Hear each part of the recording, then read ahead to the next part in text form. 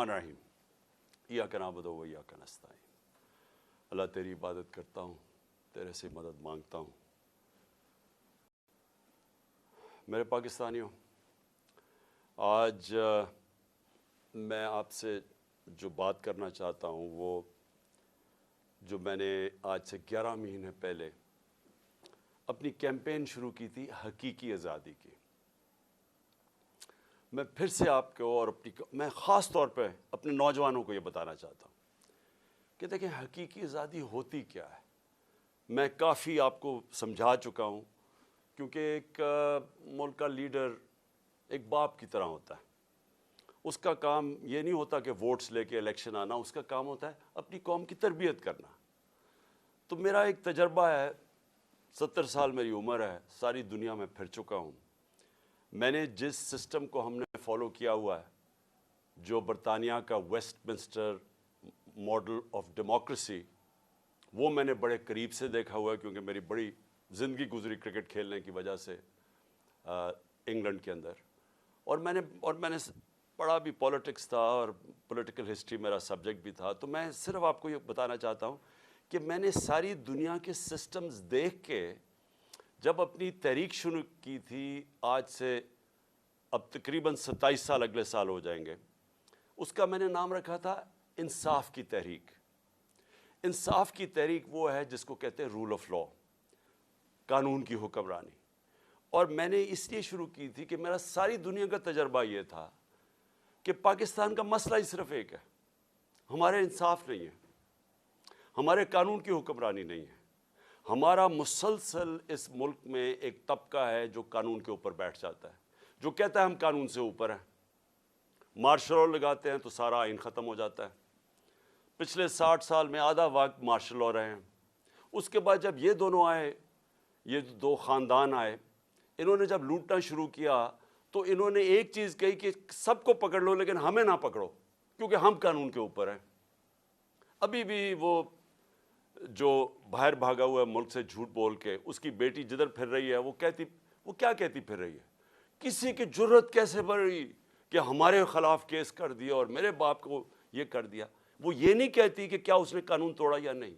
वो ये नहीं बताती कि अरबों रुपए की प्रॉपर्टीज़ बाहर जो इस लंदन में उनके पास हैं, उनके बेटों के पास हैं, वो पैसा आया किधर से, उसकी बात नहीं करती। वो तो जब पता नहीं था पैनामा में कि क्या इंकशाफ हो जाना है, तो 2 साल पहले तो मेरी लंदन तो छोड़ो, पाकिस्तान में भी कोई प्रॉपर्टी नहीं है। कभी ये बात नहीं करते कि इनका क्या, इन्होंने इस मुल्क से नाजायज़ तरीके से मनी लॉन्ड्रिंग करके पैसा बाहर भेजा, उसके ऊपर बात नहीं करते। सो वो क्यों नहीं करते? क्योंकि यहाँ आदत पड़ गई है पिछले 60 साल में कि अगर मैं ताकतवर हूँ तो मैं कानून के ऊपर हूँ, मुझे किसी की ज़रूरत है पकड़ने की। तो इसीलिए मैंने अपनी पार्टी बनाई थी। आज से, जिस तरह मैंने कहा, अब तकरीबन 25 अप्रैल को 27 साल हो जाएंगे। तो जो पाकिस्तान में हो रहा है, मैं सिर्फ आपको समझाना चाहता हूँ कि जिस मुल्क के अंदर कानून की हुक्मरानी होती है वहाँ ऐसी चीज़ें नहीं हो सकती, क्योंकि कानून सबसे ऊपर होता है। कोई कानून नहीं तोड़ सकता। ताकतवर को ये इजाज़त नहीं देता उस मुल्क का कानून कि आप फैसला करें कि जी आप एकदम आइन तोड़ दें।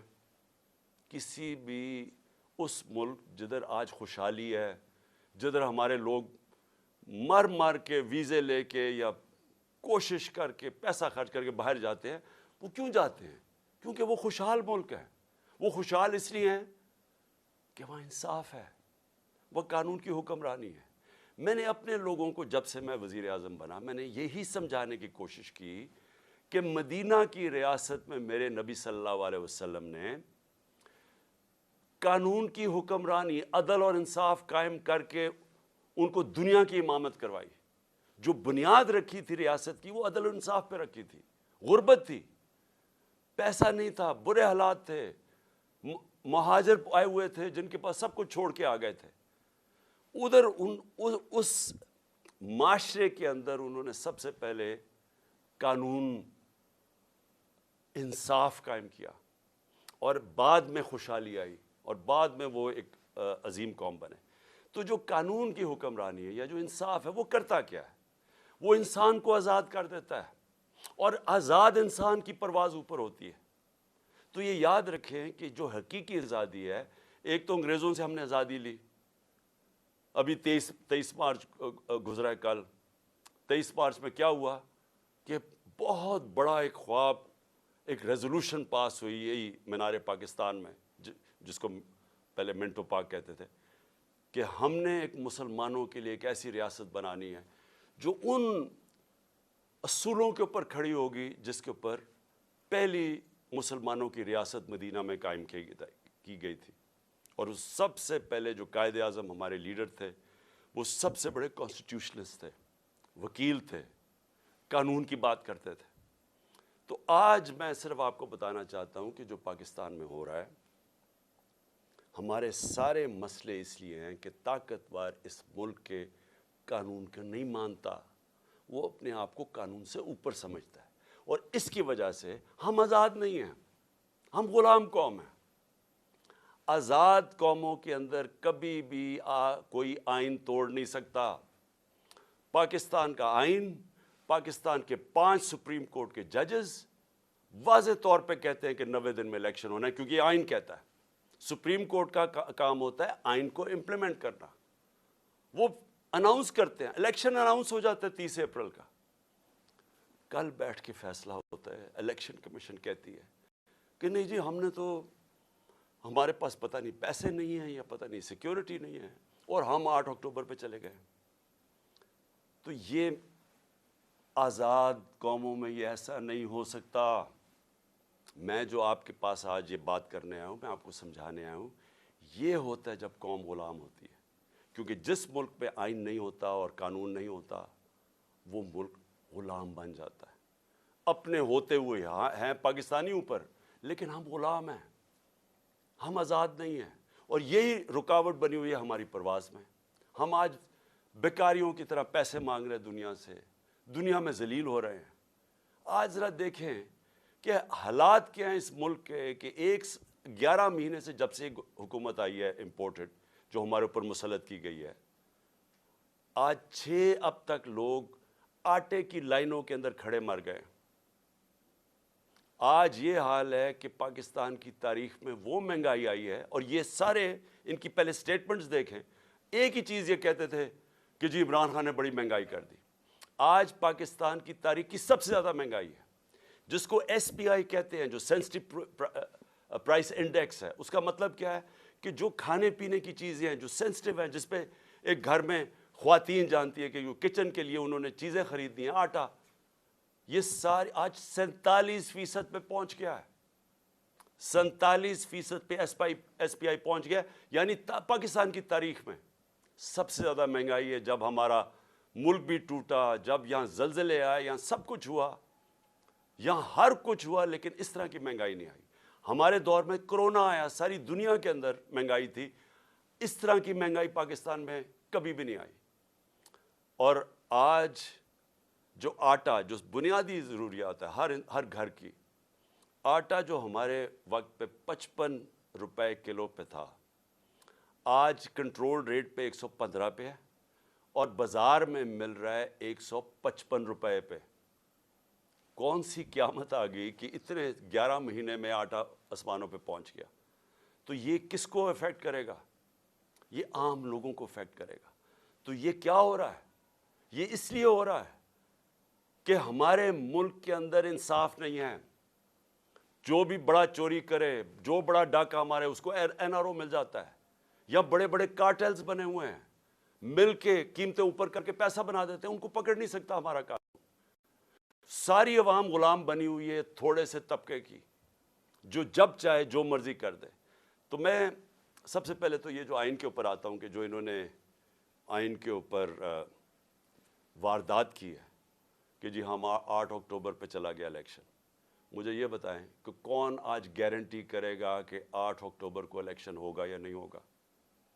جب یہ وجہ دے دی کہ جی آج پتہ نہیں پیسے نہیں ہیں یا جو بھی ہے، سیکیورٹی، کوئی بھی بہانہ تو کوئی بھی مار سکتے ہیں، تو کیا گارنٹی ہے کہ 8 اکتوبر کو یہ نہیں ہوگا؟ کون بتائے گا کہ کون فیصلہ کرے گا کہ جی اب الیکشن کروانے کا ماحول ٹھیک ہو گیا؟ یہ کون فیصلہ کرے گا؟ جو ہم یہ اب اس کے اوپر میں اپنی ساری لیگل کمیونٹی کو آج کہہ رہا ہوں, میں اپنے سارے وکلا کو کہہ رہا ہوں, میں اپنے سارے ججز صاحبان کو بڑے ریسپیکٹفلی کہہ رہا ہوں کہ یہ ہے وہ ڈیفائننگ مومنٹ پاکستان کی تاریخ کا. اگر اس وقت ہم نے یہ آئین کا قتل ہونے دیا, یہ رکنا نہیں ہے پھر کہیں. سب کو یاد ہونا چاہیے کہ ایک دفعہ کہا تھا میں 90 دن میں الیکشن کروا دوں گا, اور اس کے بعد 11 سال تک ایک آمریت کے ملک اس پہ پڑا رہا تھا. تو آج بھی اگر ہم یہاں سے ہٹتے ہیں, یہ پھر رکنے نہیں لگی بات. اور میں ساری قوم کو آج کہہ رہا ہوں, آزاد قوم وہ ہوتی ہے جدھر قانون کی حکمرانی ہوتی ہے, رول آف لا ہوتا ہے. جس ملک میں رول آف لا نہیں ہے وہاں طاقتور کمزور کے اوپر حاوی ہو جاتا ہے.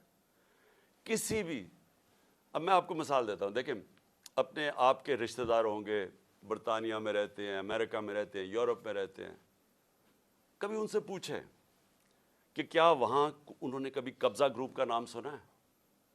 کبھی کسی کی پراپرٹی کے اوپر قبضہ ہوا ہے؟ کسی طاقتور نے کیا ہے؟ نہیں کر سکتا, کیونکہ قانون کا مطلب ہوتا ہے کمزور کو طاقتور سے اس کی حفاظت کرنا, اس کو تحفظ دینا. اس کو کہتے ہیں انصاف. جب حضرت عمر, حضرت ابو بکر, حضرت علی, ان کی پہلی سٹیٹمنٹ دیکھ لیں, جب وہ خلیفہ بنے پہلی سٹیٹمنٹ کیا تھی کہ کمزور اور طاقتور کو میں قانون کے سامنے ایک برابر کروں گا, یعنی انصاف قائم کروں گا. یہ بنیادی ضرورت ہوتی ہے قوم کی. انصاف ہی قوموں کو آزاد کرتا ہے. ان عربوں کو جنہوں نے میرے نبی صلی اللہ علیہ وسلم نے ایک قوم بنایا تھا, ایک قبیلوں کو ملا کے قوم بنایا تھا جس نے دنیا کی امامت کی تھی, اس کی بنیاد انصاف پہ رکھی گئی تھی, رول آف لا پہ. آج یہ جو سارے ملک خوشحال ہیں, یہ سارے رول آف لا ہے. تو جب آپ کے ملک میں رول آف لا نہیں ہے, لوگ آزاد نہیں ہیں. سب سے پہلے تو میں یہ بتا دوں کہ قبضہ گروپ ہے. اس کے بعد دیکھیں, کبھی سنا ہے کہ برطانیہ کے اندر یا یورپ کے اندر کسی کو این آر او دیا گیا ہو؟ کسی نے پبلک کا پیسہ چوری کیا, اس کو این آر او ملا ہو؟ کبھی سنا ہے؟ کبھی سنا ہے کہ جو آج تحریک انصاف کے ساتھ ہو رہا ہے, راتوں کو پولیس ہمارے لوگوں کے گھروں میں گھستی ہے. پہلے انہوں نے 25 میں کو یہ کیا, رات کے 2-2, 3-3 بجے لوگوں کے گھروں میں گھسے, وہاں لوگوں کو اٹھا کے لے گئے. وہ عورتیں تھیں, ان کو ذلیل کیا, گالیاں نکالی پولیس نے. اب پھر وہی ہو رہا ہے. اب تک 1000 تحریک انصاف کے کارکنوں کو انہوں نے پکڑ لیا, چھاپے مارے ہیں. ابھی ملتان کے اندر وہ بیچارے افطاری پہ بیٹھے ہوئے تھے لوگ, پولیس نے افطاری پہ جا کے اٹھا کے لے گئے لوگوں کو. حسان نیازی میرا بھانجا ہے, باہر سے پڑھ کے آیا ہوا ہے, بڑی خواب دیکھتا ہے کہ پاکستان کے لیے وہ محنت کرنا چاہتا ہے, جان مارنا چاہتا ہے. اس کو جا کے پہلے تو وہ اس کے پاس بیل تھی, اس کو اٹھا ہی نہیں سکتے تھے, اس کو پہلے اٹھایا, پھر اس کے اوپر کوئی انہوں نے دفعہ لگائی, کوئی ایف آئی آر فیک لگا دی, کوئی پوچھنے والا نہیں. کسی مہذب معاشرے میں ایسے نہیں ہوتا. پھر اس کو انہوں نے جا کے ہیوملیٹ کرنے کی کوشش کی, ذلیل کرنے کی کوشش کی. وہی کپڑے اتارنے کا شوق ہے ان کو کہ کسی طرح اس کو ذلیل کریں, اس کو ماریں, مارا مورا. میں حسان نیازی اور سارے اپنے لوگوں کو بتانا چاہتا ہوں, دیکھیں ہمارا ایمان کا حصہ ہے کہ عزت اور ذلت اللہ کے ہاتھ میں ہے. جب یہ لوگ ایسے کرتے ہیں, یہ آپ کو ذلیل نہیں کرتے. یہ جو ظالم, جب یہ بزدل لوگ جیلوں کے اندر جب لوگوں کو مارتے ہیں اور یہ ٹارچر کرتے ہیں, یہ اپنے آپ کو ذلیل کرتے ہیں. ان کی زندگی میں ذلت لکھی ہوئی ہے, ان کو ادھر اور آخرت میں ان کو پوری سزا ملے گی اس کی. انگریز کے زمانے میں جب ہم غلام تھے انگریز کے, کبھی پولیٹیکل پرزنرز کو اس طرح ٹارچر نہیں کرتے تھے جو شہباز گل سے کیا, جو اعظم سواتی سے کیا, ننگا کر کے ان کو, جو میڈیا کے لوگوں سے کیا, جو جمیل فاروقی سے کیا, جو ہمارے سوشل میڈیا کے لوگوں کو پکڑ کے ننگا کر کے مارنا. یہ کوئی مہذب معاشرے میں ایسے نہیں ہوتا. آزاد ملکوں کے اندر یہ نہیں ہوتا. یہ صرف غلاموں کے ساتھ کرتے ہیں. اگر امریکہ نے کبھی کیا بھی تھا ٹارچر تو وہ دوسرے ملکوں میں جا کے کرتے تھے, اپنے ملک کے قانون ان کو اجازت نہیں دیتے تھے. گوانٹانامو اس لیے بنایا کہ وہ اپنے ملک سے باہر تھا, تو ادھر جا کے ان سے وہ چیزیں کرتے تھے جو اپنے ملک کے قوانین ان کو اجازت نہیں دیتے تھے، پرائے لوگوں سے بھی، فورنرز کو بھی اجازت نہیں دیتے کہ اپنے ملک میں ان کو ٹارچر کرے۔ ہمارے اپنے ملک میں جو پولیٹیکل پریزنس ہے اور جس طرح کا ان کو رویہ رکھا ہوا ہے، یعنی میں کبھی اپنی زندگی میں نہیں سوچتا تھا کہ ہماری ریاست اتنی نیچے گر سکتی ہے۔ اظہر مشوانی نوجوان ہے، وہ سوشل میڈیا کا، اس کو اٹھا لیا ہے، ابھی تک نہیں پتا کدھر ہے وہ۔ اس کے ماں باپ کی مجھے میسج، اس کے بھائی بیچارے مجھے ملنے آئے، غائب کر دیا اس کو۔ کیا اس کا قصور ہے؟ خوف پھیلانے کے لیے کہ یہاں ریاست ایسی ہے کہ آپ کو کچھ بھی کر سکتی ہے، تاکہ سب ڈر کے گھر میں ڈر کے رہے سارے۔ شاہد حسین انگلینڈ میں کامیاب بزنس مین، ایک پاکستان کی درد رکھتا ہوا کہ جی میں ملک کے لیے کچھ کرنا چاہتا ہوں، وہ یہاں کام کر رہا تھا، اس کو کل اٹھا کے غائب کر دیا، پتہ ہی نہیں وہ کدھر ہے۔ 1000 کارکن ہمارا اس وقت جیلوں میں ہے، اس میں سے ایک نوجوان ہے فہد، وہ اسپیشل چائلڈ ہے، وہ ضلع شاہ کی طرح، وہ بھی ایک کیا اسے ہم کہیں درویش ہے، وہ یعنی اسپیشل چائلڈ ہے، وہ ملنگ ہے۔ اس کی بہنوں کی میسیجز آ رہی ہیں کہ جی وہ 14 سے اس کو غائب کیا ہوا اٹھا کے، یہاں 14 یہ جو پورا قلعہ زبان پاک کا قلعہ فتح کرنے کے لیے جو 3 طرف سے حملہ ہوا تھا، اس کو اٹھا کے لے گئے۔ کسی پاکستانیوں کسی آزاد معاشرے میں ایسے نہیں ہوتا، یہ مقبوضہ کشمیر میں کر رہے ہیں ایسے، جو یہاں ہو رہا ہے مقبوضہ کشمیر کے اندر اسی طرح لوگوں کو اٹھا رہے ہیں وہاں، جو ہم ہر روز مذمت کرتے ہیں اور ہم کشمیریوں کے ساتھ اظہار یکجہتی کرتے ہیں، اس لیے کہ ان سے یہ ظلم ہو رہا ہے، فلسطینیوں سے یہ ہوتا ہے، یہ ہمارے سے ہو رہا ہے یہاں، اور ایسا ہو رہا ہے، ایسا خوف پھیلانے کے لیے کہ سب ڈر جائیں۔ عامر مغل ہمارا کارکن ادھر اسلام آباد کا، وہ نہیں تھا گھر میں، اس کے بچے کو 11 سال کے بچے کو اٹھا کے لے گئے۔ کون سے ملک میں یہ ہوتا ہے؟ میں پھر سے پوچھتا ہوں کہ کون سے ملک میں یہ ہوتا ہے؟ میں آج اپنی عدلیہ کو بھی کہنا چاہتا ہوں، میں پھر اپنی لیگل کمیونٹی کو کہنا چاہتا ہوں، آپ کے اوپر اللہ نے بہت بڑی ذمہ داری ڈالی ہے، کیونکہ آپ کا کام ہے ہمارے ہیومن رائٹس کو پروٹیکٹ کرنا۔ اور اس کے بعد میں اپنے گھر کا میں آخر میں آتا ہوں اس لیے کہ عدالت میں نے آج جج صاحب کو عدالت میں بتایا، میں نے کہا آپ نے کہا تھا کہ میرے گھر اگر کوئی سرچ وارنٹ لینے آئے گا تو وہ آپ نے طے کیا کہ ایک ان کا کوئی ایس پی پولیس تھا اور ایک ہمارا آدمی، اور وہ اکٹھے سرچ کریں گے۔ ہم نے کہا بسم اللہ۔ 40 لوگوں نے دروازہ توڑ کے میرے گھر گھسائے، اور تب جب میں یہ بتا چکا ہوں، میں وہاں اسلام آباد تھا پیشی کے لیے، میری بیوی اکیلی دیندار خاتون جو دنیا میں جن کا واسطہ نہیں ہے، اپنی زندگی گزارتی ہے، وہ اکیلی یہاں سے دروازہ توڑ کے اندر گھسے۔ 40-50 پولیس والے کچھ چھتوں پہ چڑھ گئے، یہاں بےچارے جو لوگ ملے کچھ 4-5، ذرا دیکھیں وہ بےچارے ملازم، ان کو مار مار کے، ان کی چیخوں کی آوازیں آ رہی ہیں، کسی کا بازو توڑ دیا پکڑ کے، ایک کو بیہوش کر کے وہ نالی میں پھینک کے چلے گئے۔ یعنی انسان تو چھوڑے، درندے بھی یہ نہیں کرتے۔ اور کس قانون کے تحت کیا؟ جب عدالت نے بتایا ہوا تھا کہ آپ جا ہی نہیں سکتے سرچ وارنٹ کے بغیر، اور سرچ وارنٹ میں بتایا کہ کیا ہوگا، 2 لوگ صرف آئیں گے، یا 40-50 لوگ جو پولیس والوں نے کیا، لوٹ کے لے گئے، جو چیزیں ملی لے گئے، وہاں بیچارے سرونٹ نوکروں کی جو ملازموں کی جو جگہ تھی وہاں چلے گئے، ان کی چیزیں لوٹ کے لے گئے۔ سوشل میڈیا کا لڑکا تھا، وہ اپنے کیمرے وہ لوٹ کے لے کے چلے گئے۔ یہ ہو رہا ہے اس ملک میں۔ یہ آزاد ملک میں نہیں ہو سکتا۔ یہ غلاموں کو ایسے ہوتا ہے جن کا بھیڑ بکریاں، ہمارے کوئی رائٹس ہی نہیں ہے۔ اور اس کے بعد میں نے یہ بھی کہا کہ مجھے پتہ کیسے چلا کہ یہاں ایک واردات ہونے والی تھی۔ پہلے تو مجھے جوڈیشل کمپلیکس کے اندر مارنے کی پورا پلان بنا ہوا تھا۔ ہمارے وکیل جو اندر گئے، جو تھوڑے سے لوگ تھے، انہوں نے وہاں بتایا کہ ماحول ہی کچھ اور تھا، وہ نامعلوم لوگوں نے کمرے رکھے ہوئے تھے۔ اس کے بعد سی ٹی ڈی کے کپڑوں کے اندر نامعلوم لوگوں نے ان کے کپڑے پہنے ہوئے تھے، وہاں رینجرز، وہاں پولیس، اور وہاں یہ حالات تھے کہ جو ہمارے جن لوگوں کے نام لکھے ہوئے تھے کہ جنہوں نے وہاں مجھے ریپرزینٹ 10 لوگوں نے جانا تھا، ان میں سے شبلی فراز کو مارا انہوں نے، وہ بیچارے اس کی ابھی تک اس کی ہڈی توڑ دی ہے، کریک کر دیا ہپ بون. شبلی فراز کو وہ جا کے ہاسپٹل چلا گیا. ہمارا جو عمر سلطان تھا، نام دیا ہوا ہے، اس کو مارا اس کا منہ کے اوپر ناک، اس کی ہڈی توڑ دی. کچھ بھی نہیں ہوا. اندر یہ حالات تھے.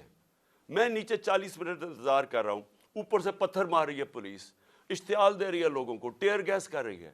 میں وہاں انتظار کر رہا ہوں اپنی پیشی کے لیے. اندر گھستا ہوں تو وہاں اور ہی ماحول تھا. تو پلان بنا ہوا تھا مجھے مارنے کا. مجھے کیسے پتا ہے؟ مجھے کیسے پتا ہے؟ کیونکہ مجھے پولیس آفیسرز نے بتایا کیا پلان بنا ہوا تھا. وہ خود حیران تھے. اسلام آباد کا آئی جی اس میں شامل تھا، اس کو پتا تھا، اور نامعلوم افرادوں کو پتا تھا. انہوں نے مجھے وہاں قتل کرنا تھا. اللہ نے بچایا. کیسے ہم وہاں، اگر وہ جو حالات تھے وہ ایسے تھے کہ وہاں اندر گھس ہی نہیں سکتا تھا، تو ہم واپس آ گئے. پھر یہاں مجھے کیسے پتا چلا کہ ادھر پلان کیا ہوا تھا؟ مجھے ایسے پتا چلا کہ مجھے پھر پولیس کے اندر سے لوگوں نے بتایا، سینئرز نے بتایا کہ یہاں پلان بناؤ. اور یہاں آئی جی پنجاب اس میں پورا شامل تھا، آئی جی اسلام آباد اور نامعلوم افراد. انہوں نے مل کے یہاں آپریشن کرنا تھا. 1000 رینجر کو انہوں نے تیار کیا ہوا ہے کہ جب بھی وہ فیصلہ کریں گے تو جناب قلعے میں فتح کریں گے، اور پھر مجھے یہاں قتل کرنے کا پلان ہے.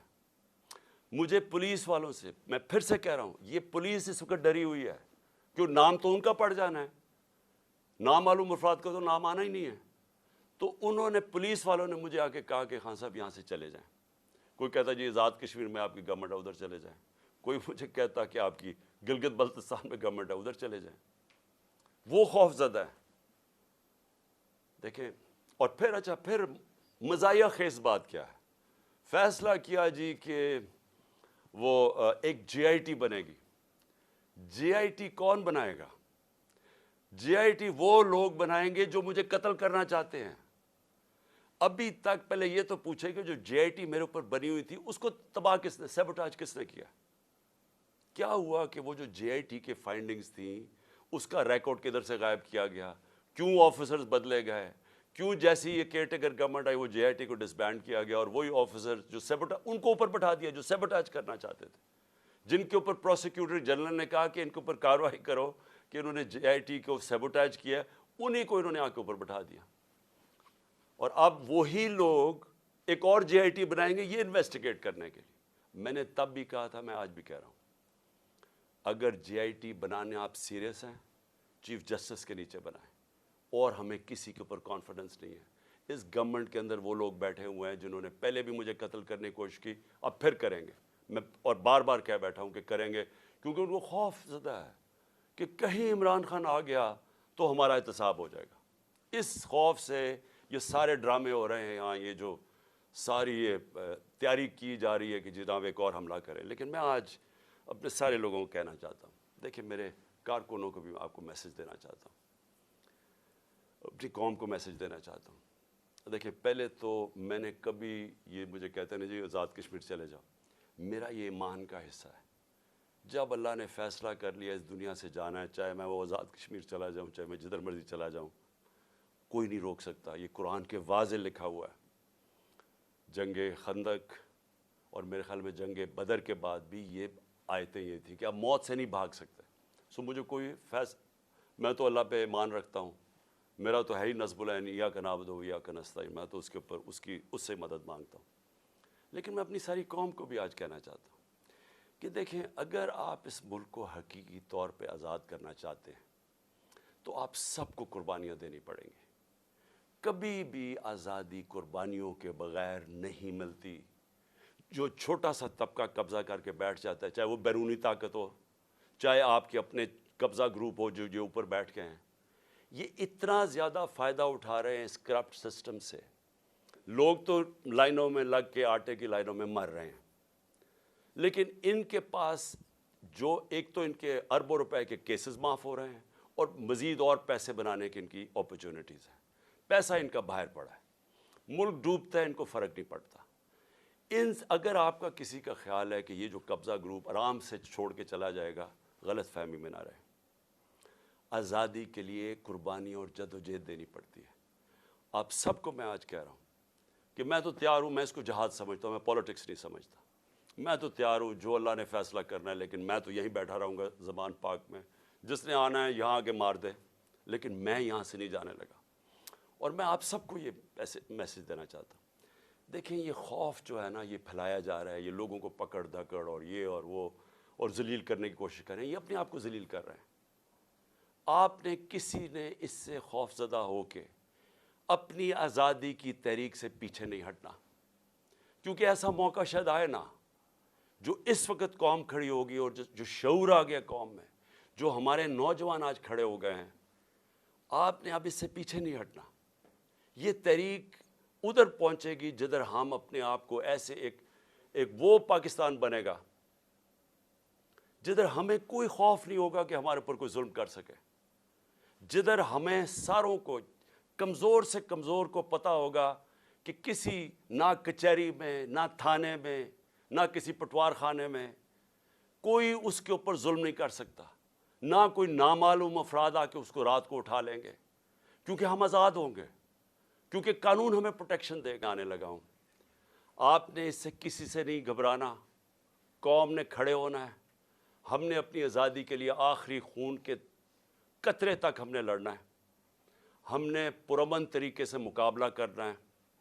اور جو میرا مینار پاکستان کا جلسہ ہے, جو کل شام کو انشاءاللہ, کل رات کو عشاء کے بعد, تراویح کے بعد جو انشاءاللہ ہم مینار پاکستان میں جلسہ کریں گے, میں آپ کو اپنے حقیقی آزادی کا پورا روڈ میپ بتاؤں گا. میں آپ کو بتاؤں گا کہ ہم نے کیسے اس عذاب سے نکلنا ہے, ہم نے کیسے اپنے ملک کو, یہ جو دلدل میں ہم پھنس گئے ہیں, جو برے حالات ہیں, ہم نے کیسے نکلنا ہے اس سے. میں انشاءاللہ آپ کو اپنا پورا پلان بھی دوں گا. جو بھی کہتے ہیں جی بارش ہوگی, ہمیں کوئی بارش بورش کی فکر نہیں ہے. قوم نے اس طرح نکلنا ہے کہ آپ نے پیغام دینا ہے ان لوگوں کو جو ہماری آزادی ختم کر کے بیٹھے ہوئے ہیں کہ یہ ایک زندہ قوم ہے. لاہور کے لوگوں کو میرا خاص طور پہ پیغام ہے کہ دیکھیں, تحریکیں جو لاہور سے شروع ہوتی ہیں وہ سارے پاکستان میں پھیل جاتی ہیں. میرے سامنے 1970 میں لاہور میں تحریک شروع ہوئی تھی. آج بھی وہ وقت آ گیا, لاہور کے لوگوں آپ نے نکلنا ہے, اور آپ نے پوری طرح مینار پاکستان میں میرے ساتھ کل میری تو پوری تقریر سننی ہے. یہ میرا پہلی بار میں قوم کے سامنے تقریر کروں گا, یہ پہلی دفعہ ہوگا اس سال. یہ اس سال کا میرا پہلا جلسہ ہوگا. اس میں چاہتا ہوں کہ آپ بھرپور طریقے سے شرکت کریں, اور آپ جو میں آپ کو روڈ میپ دینے لگا ہوں حقیقی آزادی کا, اور ہم نے کیسے اپنی معیشت کو اس دلدل سے نکالنا ہے, آپ نے سب نے آ کے اور اس میں شرکت کرنی ہے. سارے لاہور کو میں پھر کہہ رہا ہوں, انہوں نے ہر قسم کی رکاوٹیں ڈالی ہیں. یہ پکڑ دھکڑ بھی لوگوں کی اس لیے کر رہے ہیں کہ لوگ تاکہ ڈریں, تاکہ لوگ آئیں نہ, تاکہ ہمارے کارکنوں کو پکڑیں گے تو لوگ پہنچیں گے نہیں. کوئی فرق نہیں پڑتا. آپ نے اس ظالم اور اس وہ سوچ جو ملک کو سمجھتی ہے کہ ہم بھیڑ بکریاں ہیں, اس کو شکست دینے کے لیے آپ نے سب کل نکلنا ہے. اور انشاءاللہ تراویح کے بعد رات کے 9 بجے انشاءاللہ پھر ہم آپ سب سے مینار پاکستان میں ملاقات ہوگی. پاکستان زندہ باد.